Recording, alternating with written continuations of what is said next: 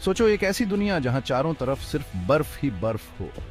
बड़े बड़े ग्लेशियर्स हर जगह फैले हुए हैं, तापमान बहुत नीचे गिर चुका है और महीनों तक जमीन पर बर्फ की चादर बिछी रहती है। ये थी हिमयुग की सच्चाई।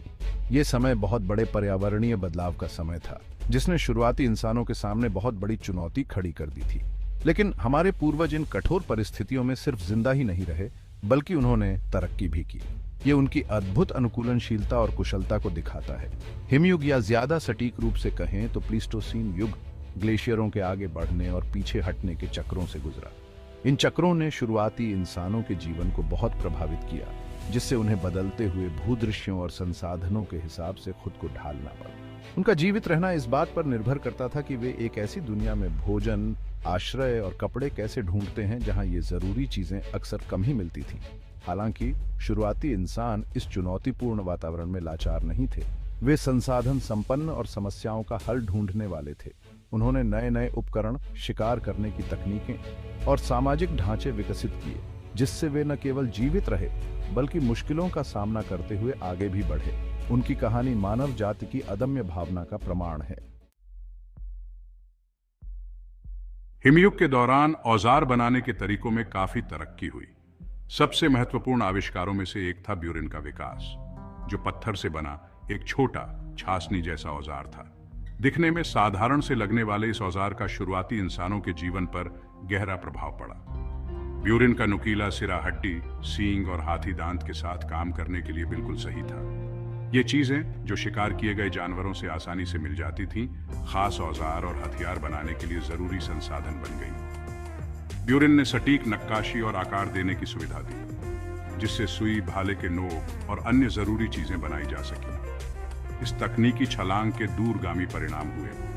हड्डी और सींग पर काम करने की क्षमता ने शिकार, कपड़े बनाने और यहां तक कि कलात्मक अभिव्यक्ति के लिए नए रास्ते खोल दिए। संक्षेप में, ब्यूरिन एक ऐसी चाबी बन गया जिसने मानव सरलता और लचीलेपन के नए स्तरों को अनलॉक कर दिया। आग, जो विनाशकारी और जीवनदायिनी दोनों है, ने हिमयुग के दौरान शुरुआती इंसानों के अस्तित्व में महत्वपूर्ण भूमिका निभाई। इसने कड़ाके की ठंड में गर्मी प्रदान की, भोजन पकाने का एक साधन दिया और अंधेरे में रोशनी का स्रोत बनी। लेकिन आग सिर्फ आराम का स्रोत नहीं थी, यह एक शक्तिशाली उपकरण भी था। शुरुआती इंसानों ने आग पर काबू पाने की कला सीख ली थी और इसका उपयोग वे शिकार में अपने फायदे के लिए करते थे। नियंत्रित आग लगाकर वे शिकार करने वाले जानवरों को शिकारियों की ओर या जाल में धकेल सकते थे, जिससे शिकार करना ज्यादा आसान और सफल हो जाता था। आग ने भोजन को सुरक्षित रखने में भी महत्वपूर्ण भूमिका निभाई, जिससे मांस को बाद में खाने के लिए धुएं या धूप में सुखाया जा सकता था, जिससे कम उपज वाले मौसम में भी भोजन की उपलब्धता सुनिश्चित हो सके। अपने व्यावहारिक उपयोगों के अलावा आग का सामाजिक प्रभाव भी गहरा था। चूल्हे की टिमटिमाती लपटों ने लोगों को गर्मी, कहानी सुनाने और सामाजिक जुड़ाव के लिए एक जगह प्रदान की। यह चुनौतीपूर्ण वातावरण में समुदाय, सुरक्षा और मानवीय सरलता का प्रतीक बन गया। सेक्शन 4 अतीत की फुसफुसाहट कहानियों के जरिए ज्ञान बांटना। लिखित भाषा के अभाव में पीढ़ी दर पीढ़ी ज्ञान और परंपराओं को आगे बढ़ाने के लिए कहानी सुनाना एक महत्वपूर्ण माध्यम बन गया। आग की गर्माहट के आसपास बुजुर्ग लोग सफल शिकार, जीवित रहने की रणनीतियों और अपने लोगों के इतिहास की कहानियां सुनाते थे। ये कहानियां केवल मनोरंजन के लिए नहीं थीं, वे जीवित पाठ्य पुस्तकें थीं जो प्राकृतिक दुनिया, सामाजिक रीति रिवाजों और जीवित रहने के लिए आवश्यक कौशलों के बारे में महत्वपूर्ण जानकारी प्रदान करती थी। बोले गए शब्दों के अलावा शुरुआती इंसानों ने अर्थ व्यक्त करने के लिए प्रतीकात्मक अभ्यावेदनों का भी विकास किया।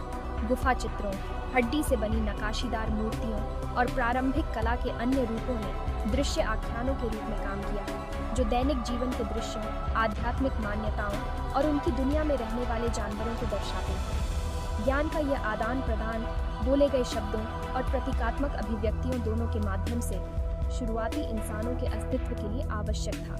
इसने यह सुनिश्चित किया कि पीढ़ियों के अनुभव के माध्यम से एकत्रित मूल्यवान जानकारी आगे बढ़ती रहे, जिससे आने वाली पीढ़ियां हिमयुग की चुनौतियों का सामना करने के लिए तैयार हो सकें। सेक्शन 5 समय पर एक सिलाई, जिंदगी और सुई का रिश्ता, सुई का आविष्कार जो दिखने में एक साधारण सा उपकरण लगता है, ने ठंड के साथ मानव अनुकूलन में एक महत्वपूर्ण छलांग लगाई। हड्डी या हाथी दांत से बनी ये शुरुआती सुइयां कसकर सिले हुए अनुरूप कपड़े बनाने की अनुमति देती थीं, जो कठोर हिमयुग की सर्दियों में जीवित रहने के लिए आवश्यक थे। सुई से पहले शुरुआती इंसान शायद कपड़ों के अधिक प्राथमिक रूपों पर निर्भर थे, जैसे जानवरों की खालों को अपने शरीर पर लपेटना। सुई ने ऐसे वस्त्रों के निर्माण की अनुमति दी जो अधिक कसकर फिट होते थे, जिससे तत्वों से अधिक इंसुलेशन और सुरक्षा मिलती थी। यह विकास शिकार या प्रवास के लिए जमे हुए परिदृश्यों में बाहर निकलने के लिए महत्वपूर्ण था। गर्म, अधिक प्रभावी कपड़े बनाने की क्षमता का शुरुआती इंसानों की सीमा और गतिशीलता पर महत्वपूर्ण प्रभाव पड़ा। वे अब और दूर तक और लंबी अवधि के लिए उद्यम कर सकते थे, अपने शिकार क्षेत्रों का विस्तार कर सकते थे और चुनौतीपूर्ण वातावरण में अपने अस्तित्व की संभावना बढ़ा सकते थे। साधारण सुई ने संक्षेप में हिमयुग के दौरान एक गर्म और अधिक सुरक्षित अस्तित्व को एक साथ सिलने में मदद की।